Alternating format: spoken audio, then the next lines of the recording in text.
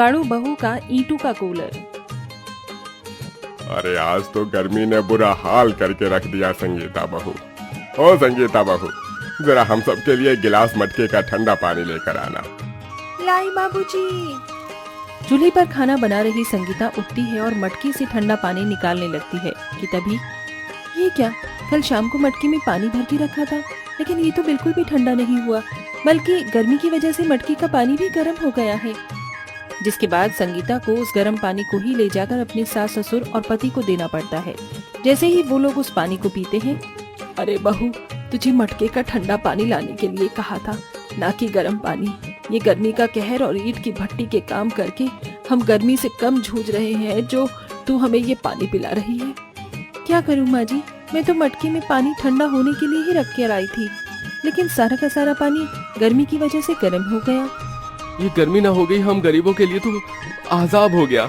न जाने ये गर्मी का मौसम आता ही क्यों है। अपने पति और सास ससुर की बात सुन संगीता को उनके लिए काफी बुरा लगता है, जिसके बाद वो सभी ना चाहते हुए भी उस गर्म पानी को पी लेते हैं। ऐसे ही शाम होती है और हर रोज की तरह संगीता अपने घर के आंगन में लगे पौधों को पानी दे रही होती है। संगीता के आंगन में ढेर सारे पौधे, घास थी।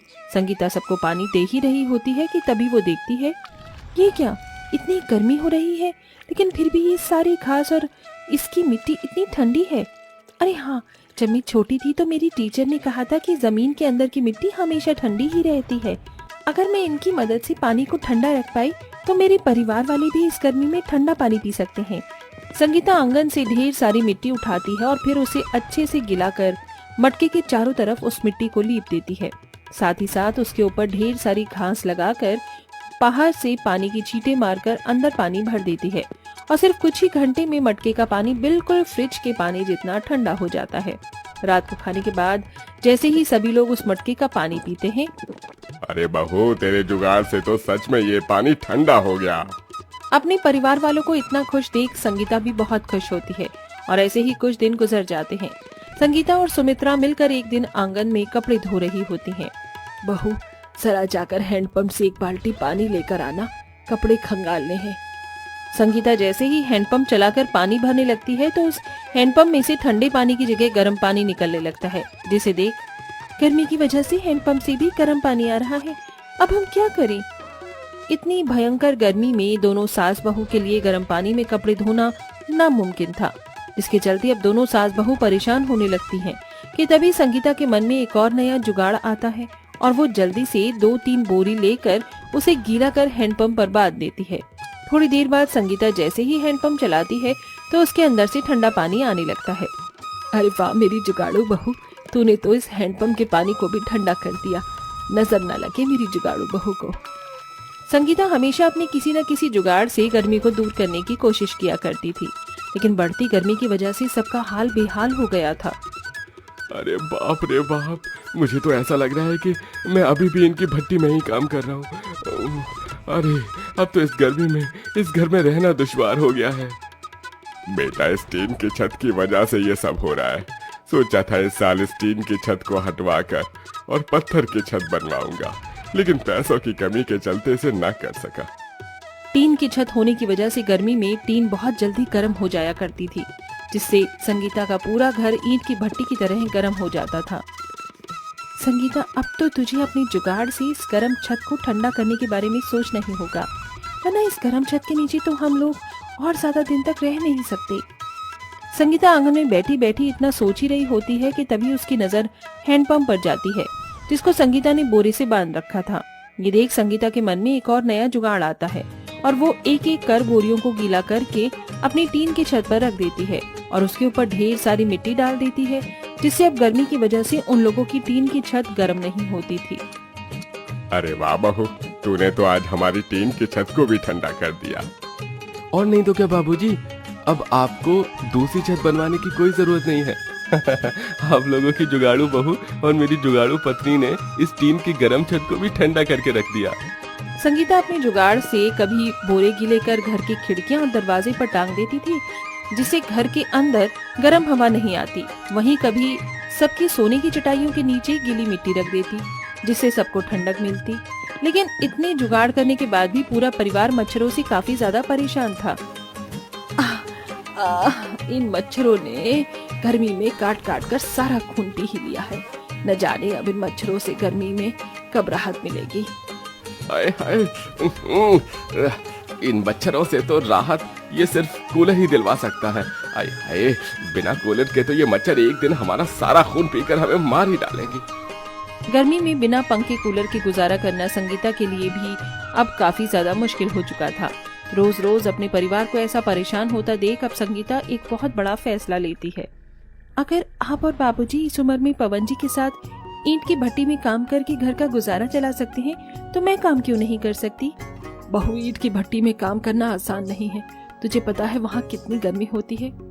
मैं ईंट की भट्टी में काम करके जल्द से जल्द पैसे जोड़ना चाहती हूँ ताकि मैं सबके लिए कूलर ला सकूं। इसलिए आप लोग प्लीज मुझे काम करने दीजिए। संगीता के बार बार जिद करने की वजह से सभी लोग उसे काम करने की इजाजत दे देते हैं, जिसके बाद अब संगीता भी अपने सास ससुर पति के साथ ईंट की भट्टी में जाकर काम करती है। ईंट की भट्टी की गर्मी की वजह से कभी संगीता का हाथ जल जाता तो कभी उसके हाथ पैरों पर छाले पड़ जाते हैं, लेकिन संगीता मेहनत करना नहीं छोड़ती। 1 महीने काम करने के बावजूद भी संगीता 500 रुपए ही जमा कर पाई थी, जिसका उसे बहुत दुख था। एक दिन संगीता और रोज की तरह ईंट की भट्टी में काम कर रही होती है कि तभी उसकी नजर सामने चल रहे कंस्ट्रक्शन साइट पर जाती है। ईंट की दीवार पर पानी मारने से ये काफी ठंडी रहती होगी ना। पुराने जमाने में लोग ईंट और कच्ची मिट्टी के घरों में रहते थे, इसीलिए उन्हें गर्मी नहीं लगती थी। 1 मिनट, अरे ये चीज मैंने पहले क्यों नहीं सोची।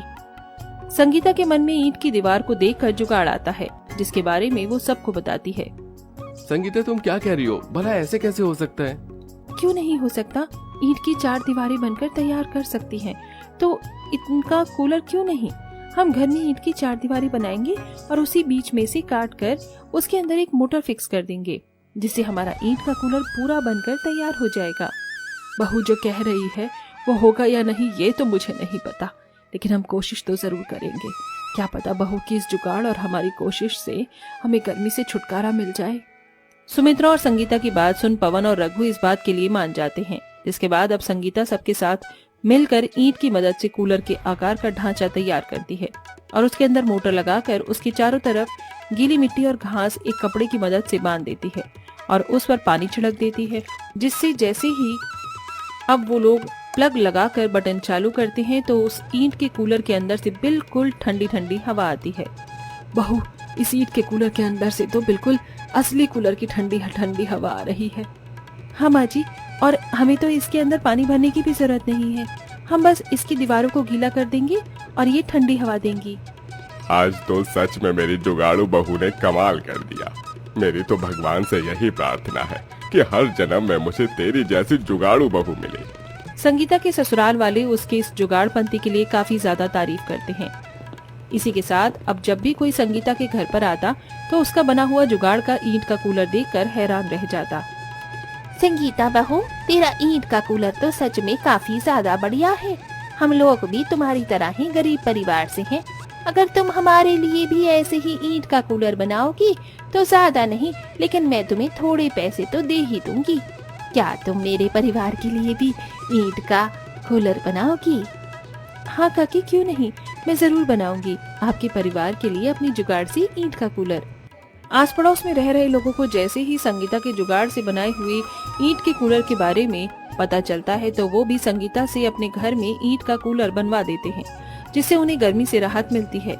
वहीं संगीता की भी अच्छी खासी कमाई हो जाती है और ऐसे ही अपने जुगाड़पन से संगीता अपने ससुराल वालों के साथ हंसी खुशी रहती है। अगर आपको ये कहानी पसंद आई हो तो वीडियो को लाइक जरूर करें। ऐसी ही मजेदार और सीख देने वाली हिंदी मॉरल स्टोरीज देखने के लिए कम्फी टून चैनल को सब्सक्राइब करना न भूलें और कमेंट में जरूर बताइए कि आपको इस कहानी से क्या सीख मिली। मिलते हैं अगली कहानी में कम्फी टून की एक नई कहानी के साथ। धन्यवाद।